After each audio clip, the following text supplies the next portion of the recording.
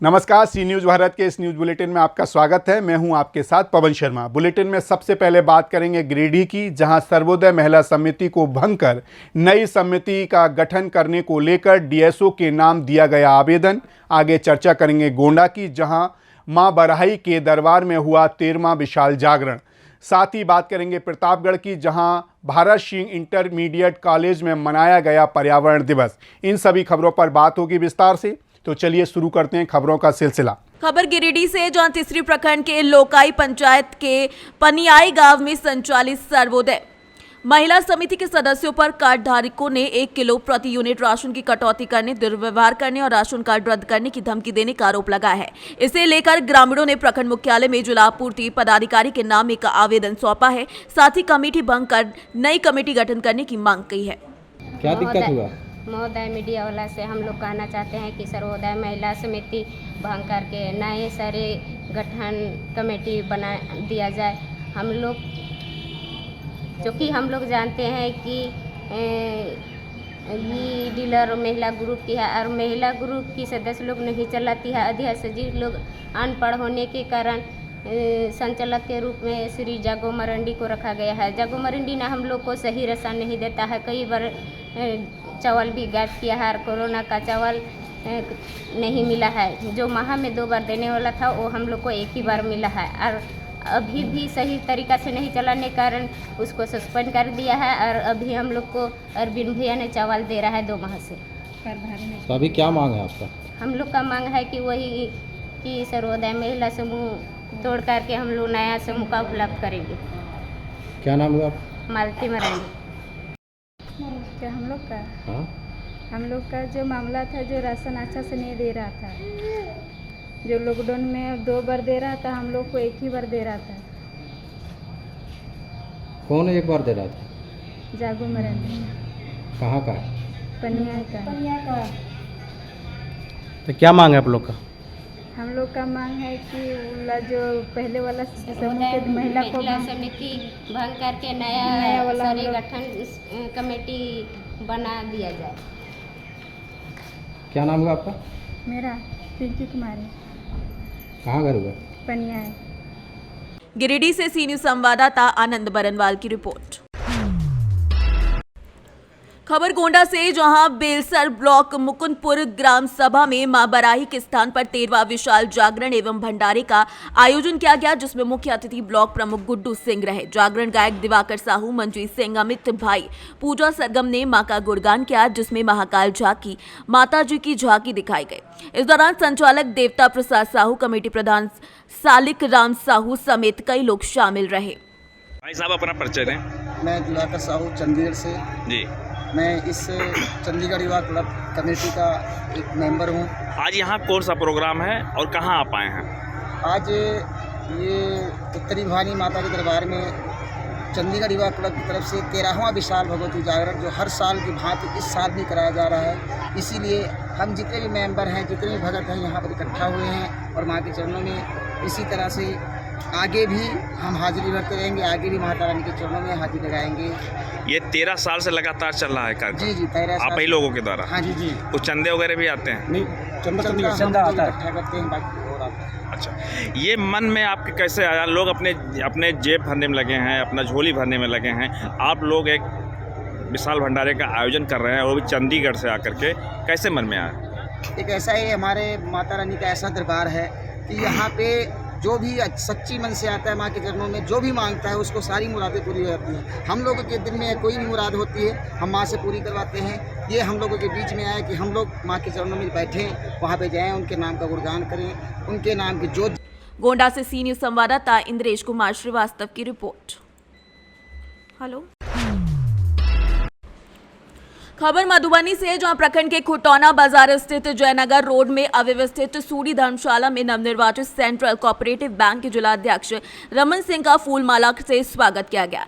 PACS अध्यक्ष शत्रुघ्न मंडल ने नेतृत्व में विमल प्रकाश ने समारोह की अध्यक्षता की। प्रखंड और अगल बगल के प्रखंडों से आए पैक्स अध्यक्षों ने अपनी समस्या से जिलाध्यक्ष रमन को अवगत कराया। पैक्स अध्यक्ष सह जिला परिषद सदस्य रणधीर खन्ना ने सरकार पर कटाक्ष करते हुए कहा कि सरकार की गलत गलत नीतियों के कारण सभी पैक्स अध्यक्ष बलि का बकरा बन रहे हैं।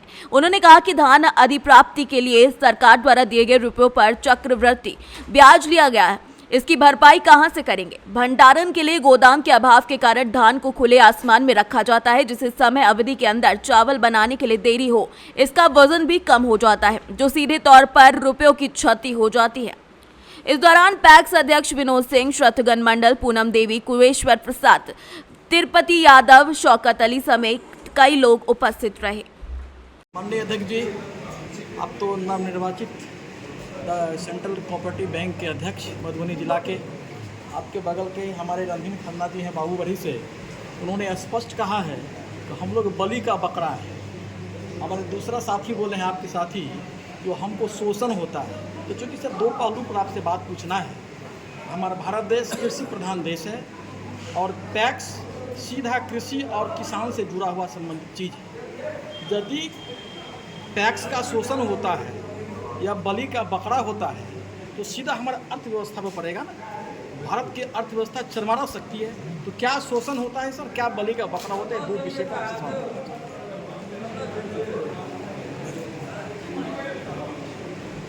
टैक्स सबसे छोटी इकाई है सहकारी विभाग की। हम लोगों से ज़बरदस्ती धान गेहूँ खरीदवाया जाता है। हमारे अपने पास कैपिटल है, फिर भी हमको कर्ज दिया जाता है, उसका ब्याज चक्रवृद्धि ब्याज लिया जाता है। यदि मेरे पास भी संसाधन उपलब्ध हैं तो भी हमको सरकार के पैसे से ही करना है यह काम, तो उसमें निश्चित रूप से टैक्स का लॉस हो रहा है। 4-4 महीना 6-6 महीना तक यहाँ भंडारण की व्यवस्था नहीं है सही ढंग से, जिसके चलते सही समय पर हम लोग चावल नहीं दे पाते हैं। सूद का भार बहुत ज़्यादा बढ़ रहा है टैक्सों पर। तो गवर्नमेंट पैसा दे रही है, सूद किस बात की है? जब सरकार पैसा दे रही है तो फिर सूद किस बात की है? सूद पर पैसा देती है, फ्री पैसा नहीं देती है सरकार। टैक्स को कम करने के लिए ऋण दिया जाता है और उस पर 11% ब्याज दिया जाता है, वो चक्रवृद्धि सरकार के लिए। जी, क्या सुधार क्यों, क्या आपका रास्ता चल रहा है अभी? अगले साल से इस सीजन में तो कुछ हो नहीं पाया, अंतिम समय है CMR का। अगले सीजन से निश्चित रूप से हम लोग संगठित होकर इसका विरोध करेंगे और बिना ब्याज के, सरकारी पैसा से ही करना है तो बिना ब्याज के पैक्स को पैसा उपलब्ध कराए सरकार, तभी अधिप्राप्ति हम लोग करेंगे। ठीक है। और बलि का बकरा बनाया जाता है, आप तो खुद इससे हैं, आप तो पदाधिकारी हैं। देखिए कैसे होगा? वास्तविक बात ऐसा नहीं है कि शोषण किया जा रहा है। कुछ ना कुछ जो नीति बनी हुई है उसमें व्यवहारिक समस्या टैक्स के साथ होती है। जैसे मिल टैगिंग की समस्या इस बार हुई, अरबा उसना का हुआ, मतलब विभाग है वो डिसीजन ले लिया, लेकिन यहाँ पे मिल का थोड़ा सा अभाव रहा, उस खास करके उसना राइस मिल का, तो उसके कारण जो है खास करके ये धान अधिप्राप्ति में बहुत समस्या हुई। अभी तक भी है जो मिल नया चालू हुआ है वो अपनी क्षमता के अनुरूप को अभी भी चावल नहीं दे रहे। इसके कारण क्या हो रहा है, मिल पैक्सों को चावल जमा करने में अनावश्यक विलम्ब हो रहा है और ब्याज लग रहा है, और ये सारा पैक्स से जो होगा वो ब्याज का जो CC ऋण मिला हुआ है उस पर ब्याज की वसूली होगी। तो एक इसके कारण थोड़ी सी समस्या आ रही है। फिर भी है सरकार अपने स्तर से पर्याप्त कर रही है। अब तो केंद्र में भी है सहकारिता मंत्रालय का भी गठन हुआ है, तो टैक्स में कुछ नई सुविधाएं वह दी जा रही है और नई योजनाएं भी है वह लागू की जा रही है। बाय स्टेप जो है आप तो सुधार की दिशा में बात हो रही है। हाँ, कंप्यूटराइजेशन जो है वो भी चल रहा है, प्रबंधक लोगों को भी है ट्रेनिंग देने की बात की जा रही है। और जैसे जैसे मतलब ऊपर से अगर कुछ दिशा निर्देश आता है तो फिर जानकारी शेयर की जाएगी। और एक यही है कि हम लोग जैसे ऊपर से जो आदेश आता है हम लोग उसको फॉलो करते हैं। हम लोग क्योंकि बीच में है, प्रॉपर चैनल में है, इसके कारण हम लोग को है टैक्स पर एक जो प्रेशर एक तरह से बनाना पड़ता है, जैसे चावल में विलम्ब हो रहा है या अन्य किसी योजना को इम्प्लीमेंट कराने में, तो थोड़ा सा टैक्स पर प्रेशर बनता है। ग्राउंड लेवल पे जो दिक्कत होता है टैक्स अध्यक्षों की, ये आप तो बड़े पदाधिकारी को सूची भेजेंगे ना? हाँ, यहाँ से जो भी समस्याएं आती है हम लोग अपनी जो बैठक होती है जिला स्तरीय उसमें समस्याओं को रखते हैं। एक कमी जो है यहाँ पे चेयरमैन लोगों में देख रहे हैं, या फिर एक आग्रह भी करेंगे आज के जो डायरेक्टर में जो भी उपस्थित हुए चेयरमैन साहब, उपाध्यक्ष और डायरेक्टर में मेंबर, इनसे आग्रह रहेगा कि जिला स्तरीय कोई भी अगर जब वरीय पदाधिकारियों की मीटिंग होती है या फिर समीक्षात्मक बैठक होती है तो उसमें उनका भी जो पैक्स प्रतिनिधित्व है वो भी शामिल है। हम लोग देखते हैं कि पीएम साहब के स्तर से भी है, टास्क फोर्स की बैठक होती है, तो पैक्स जो वास्तविक रूप में धान खरीदता है, चावल जमा करता है, तो उसके प्रतिनिधि को मतलब है कि बुलाया नहीं जाता। समीक्षा में हम रहते हैं, मिलर लोग रहते हैं, वरीय पदाधिकारी लोग रहते हैं, लेकिन चावल जमा करना है पैक्स का, तो पैक्स प्रतिनिधित्व जो है वह बढ़ना चाहिए उसमें, ये एक आग्रह रहेगा इनमें। मधुबनी से सी न्यूज संवाददाता मोहम्मद इजहार की रिपोर्ट। खबर नागदा से है, जहां नागदा उन्हेल रोड पर एक बड़ा हादसा हुआ। भोपाल से उदयपुर जा रही बस सीमेंट की खाली ट्रॉली से टकरा गई, जिसमें 7 लोग घायल हो गए। सीएसपी पिंटू कुमार बघेल ने जानकारी देते हुए बताया कि स्टेट हाईवे नंबर 17 पर स्थित होटल राजधानी गांव हटाई पालकी में समीप एचपी पेट्रोल पंप के सामने बीती रात 1:30 बजे अशोका बस और ट्रॉले के ओवरटेक करने में जोरदार भिड़ंत हुई, जिसमें 7 लोग घायल हो गए हैं। घटना की सूचना मिलते ही रात्रि में ही सीएसपी पिंटू कुमार बघेल, टीआई श्याम चंद्र शर्मा समेत कई लोग मौके पर पहुंचे। डायल 100 के पायलट दिलीप पोरवाल और आरक्षक प्रमोद गोलावत भी मौजूद रहे।